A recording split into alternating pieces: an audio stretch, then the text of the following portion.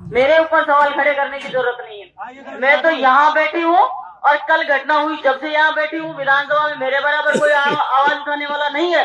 इस विधानसभा का एमएलए कमजोर नहीं है और इस विधानसभा का एमएलए पूरे राजस्थान में जानते हैं सब लोग। और यहाँ ये मनोज भाई है, भाई तू नेतागिरी कर रहे हो कोई दिक्कत को नहीं, पर भाई मेरे ऊपर सवाल करने की जरूरत नहीं है। तू बैठ है, 1 मिनट बैठ जा। देखिए अभी मैंने पूछा, बैठ भाई बैठ, तू बैठ, तू बैठ रहे, तू खड़ो आगे में उधर लोग देखने बैठ भाई, मनोज भाई बैठ। भाई हर नेता को टारगेट करने की आवश्यकता नहीं है। नेता सब तरीके के, पहले भी बोला मैंने, अधिकारी भी सब तरीके के हैं और नेता भी सब तरीके के हैं। टारगेट करने की जरूरत नहीं। मेरी विधानसभा में आके मुझे कोई टारगेट करे, मुझे कतई बर्दाश्त नहीं है। चलिए तुम करिए, कौन तुड़वाता है, कौन हाईवे तोड़ता है, चलिए ना, मैं तैयार हूं तुम्हारे लिए। आगे मैं चलूंगी, चलो। कौन चलता है? आप डिस्टर्ब नहीं करें बीच में, आप डिस्टर्ब नहीं करें बीच में, डिस्टर्ब नहीं करें। कल से मैं यहाँ पर हूँ। कितने लोग थे रात को? कितने लोग थे रात को? 50 थे। पूरी रात भर आंख नहीं मीची मैंने। परसों मैं पूरे दिन भर, कल दिन भर विधानसभा में बैठी, रात को यहाँ बैठी, सुबह से यहाँ बैठी हूँ और फिर भी मैं बोलती हूँ कि कलेक्टर को बुला ले। नहीं, मैं बोलती हूँ क्या करना है, ये मांगे रख दे, तो नहीं। फिर क्या? आप में से कोई भी समझदार है ना, एक बार एक लाइन में बता दो कि ये चाहिए हमको और वो मैं करूंगी। मैं आपसे ये पूछना चाह रहा हूं कि कलेक्टर एसपी को बुलाने की जब हिम्मत नहीं है तो धरने पे बैठना भी नहीं चाहिए। धरने पे जब भी बैठो, जब भी आंदोलन करो, जब ताकत हो, जब आप सरकार को झुका सको।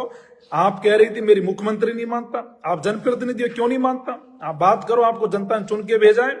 और आप इस बात को याद रखना कि क्षेत्र किसी का नहीं होता और क्षेत्र किसका है ये आने वाले समय में जनता 3 साल और बच रही है तो आपको बता देगी कि क्षेत्र किसका है। और आपका कोई पट्टा नहीं है।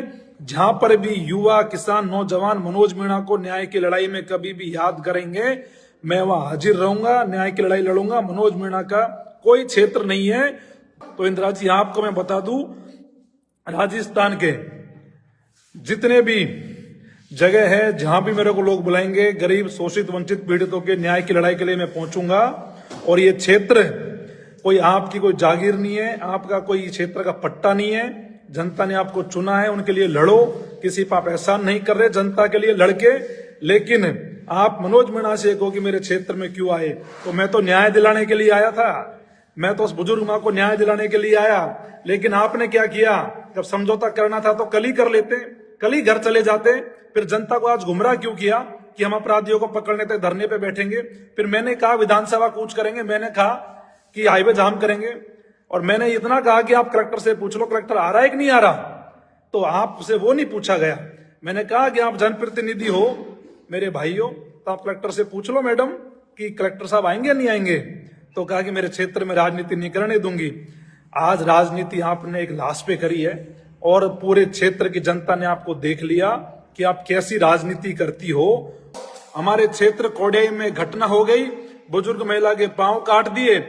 मैं बार बार तमाम भाइयों से कहता रहा कि एक बार अपने गांव वालों से, पीड़ित पक्ष से आप एक बार ठोक बजा के पूछ लो कि हम न्याय दिलाने तो आ जाए, लेकिन पीछे जाओगे तो नहीं। सब भाइयों ने कहा आप आ जाओ। मेरे भाइयों, कल जब ये धरना शुरू हुआ तो यहाँ की जो क्षेत्रीय विधायक है, आज से वो क्षेत्रीय विधायक ही है, इंदिरा मीणा, वो वहां पे बैठी, धरने पे आई। अच्छी बात है, सबको जनता की मदद करनी चाहिए, न्याय के लिए लड़ाई लड़नी चाहिए, लेकिन न्याय की लड़ाई लड़नी चाहिए, ना कि समझौता करने की लड़ाई लड़नी चाहिए।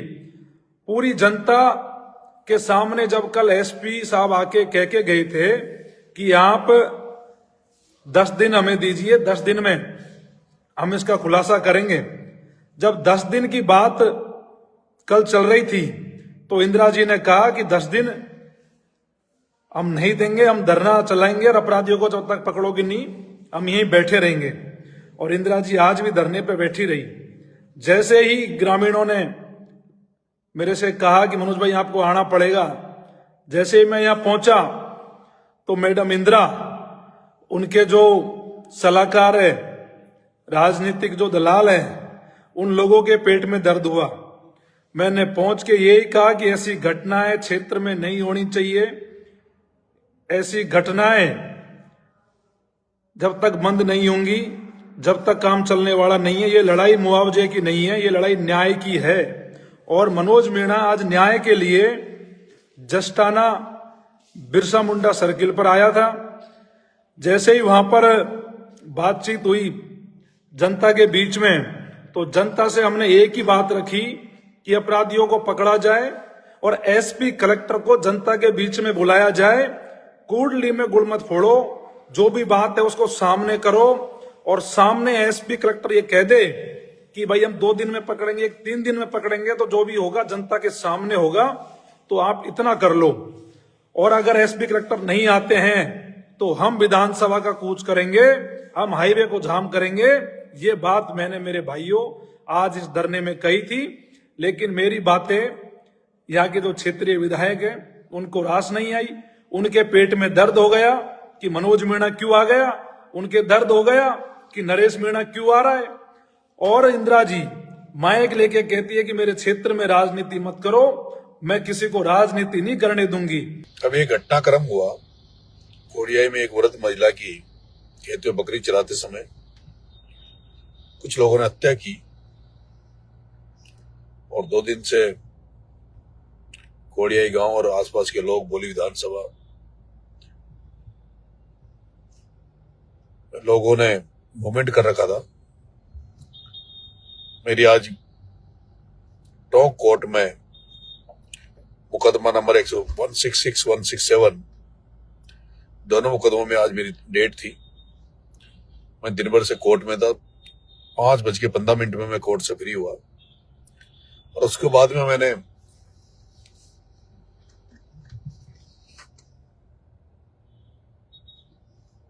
आंदोलन की जगह जा रहा था, लेकिन मैं जैसे रवाना टोंक से हुआ उसके पहले राजीनामा हो गया कि 10 दिन के अंदर अंदर मुलजिमों को गिरफ्तार कर लेंगे, परिजनों को मुआवजा देंगे, संविदा भी नौकरी देंगे, जो वहां लोगों ने बताया। आंदोलन के दौरान लोगों में ये भावना थी कि भाई आज तो डेथ बॉडी है, 2 दिन से चूल्हे नहीं जले, सारे लोग इकट्ठे हैं, अगर इनको न्याय नहीं मिला, गिरफ्तार मुलजिम नहीं होते हैं, तो दोबारा भीड़ नहीं आएगी। लेकिन मेरा मानना है कि अगर 10 दिन के अंदर जिन मांगों पे जिला प्रशासन से सहमति बनी है, अगर वो मांगे पूरी नहीं की गई,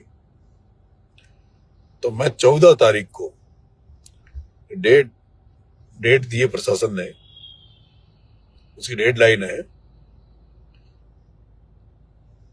14 तारीख को। अगर ये लोग गिरफ्तार नहीं हुए और जो जिला प्रशासन ने जो सहमति दी है मांगों पर वो पूरी नहीं हुई, तो 14 तारीख को कोडियाई बोड़ी आऊंगा और बैठ के मंथन करेंगे।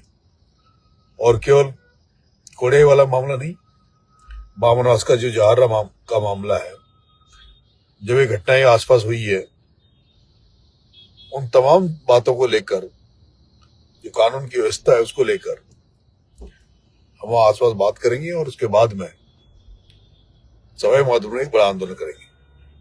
धन्यवाद।